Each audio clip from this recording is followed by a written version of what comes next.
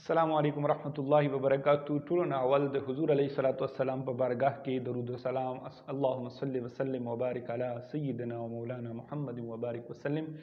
او نن د موټیویشنل سټوري چې کوم مونږ پښتو سیریز دی دا غي آغاز کو او مونږ ټول پښتنو رونه چې کوم دی غي سره به مونږ ان شاء الله پښتو کې خبرې کو. نور زمونږ په چینل باندې اردو کې او ډېر قسمه قسم ویډیوز زه جوړوم نو هغه په دې باندې په زما په چینل باندې تاسو کتلی شئ.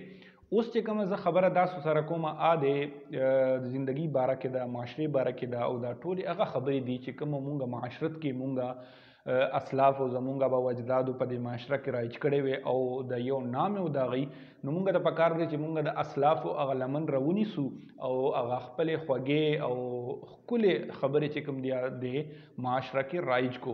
نو اوله خبره چې زه تاسو سره شیر کوم ما یو داسې رنګساز خبره ده چې هغه ډېر ښکلی رنګ کولو نو چا وله ټیکه ورکړه یو کشتی چې یاره دا کشتی چې کوم ده که نه دا به ته رنګ کوې او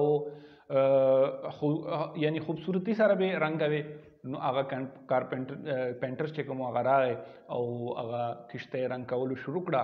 نو هغې پینټر چې کوم هغه یو خبره دی دا نوټ کړه، یو خبره دا پکې ولیده چې هغې کشتی کې یو سوری هم او د دا سوچو کو چې دا کشته خو زړه شوې ده او مالک زه دې دپاره راغوښتې یم چې دې له رنګ ورکړم.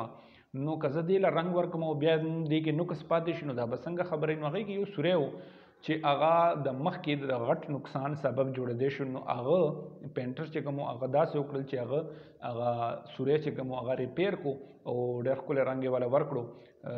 دا خبره یعنی دا ورځ تېره شوه، هغه خپله دیاړي واخیسته لاړو خپل کور ته. نو داسې چلو شو چې په بله ورځ هغې کس چې کوم و که چا کشتی ورکړې وه رنګ کولو دپاره هغه ورته بیا راواز کړل او هغه ته وی چې یاره دا 3-4 ګونه زیات هغه چې کوم د دې دیهړي وه د هغې نه زیات انعام وله ورکړو. او هغه ته وی چې یاره زه په د ستا د احسان بدله خو زه نشم کوزولی خو دا زما طرف نه یو تاسو ته ښکلی چې کوم دی که نه هغه یو انعام در کوم ځکه چې تا زه د ډېر غټ نقصان نه بچ کړم او زه ډېر زیات پریشان وم ځکه چې زما سحر زما ماشومانو چې کوم دی کشتی وباسله دریاب ته او هغه لاړل. نو زه ډېر زیات خفه شوم چې یاره داسې نه چې زما زمن چې کوم دی اوبو کې ډوب شي او هغه کشتی کې سوری هم خو خیر چې کله ماښام هغوی راغلل نو زه ډېر زیات خوشحاله وم چې هغوی سلامت رالل او ما ورته وویل چې یاره څنګه چالو د هغه کشتۍ کې خو سوری او تاسو څنګه وکړل. نو هغوی هغه موږ راته وی چې بابا جان خبره داسې وه چې کشتی خو بلکل ټیک و هغې کې خو سوری نه و. نو چې کله ما سړي وایي چې کله ما خپله هغه کشتی وکتله نو هغه سړي دا خبره نوټ کړه چې یاره هغه خو کشتی خو بلکل ټیک ټاک ده او رنګ هم ډېر ښکلی ورکړی شوی دی. نو په دې باندې زه ډېر زیات خوشحاله شوم چې کوم د ستا کار و د هغې نه علاوه هم تا یو ډېره غټه نیکي مونږ سره وکړه چې د هغې مونږ بدله تا ته نشو درکولی، صرف او صرف خدای تاسو ته د دې بدله درکولی شي.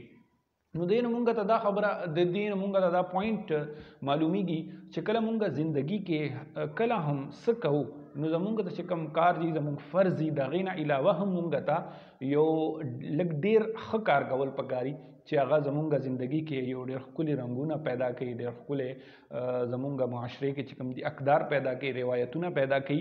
نو د دې میسج سره زه تاسو نه اجازت غواړم انشاءالله نورې ویډیوګانې اردو کې دي زما او په ډاکومنټریز هم زه جوړوم او دې نه علاوه چې کوم د سیر سیاحت هم باندې هم زما ویډیو شته نو هغه هم تاسو ګورئ. زما چینل سبسکرایب کوئ، لایک کوئ، شیر کوئ او دغه شانتې ښکلي ښکلي ویډیوز دپاره زما پیج هم لایک کوئ.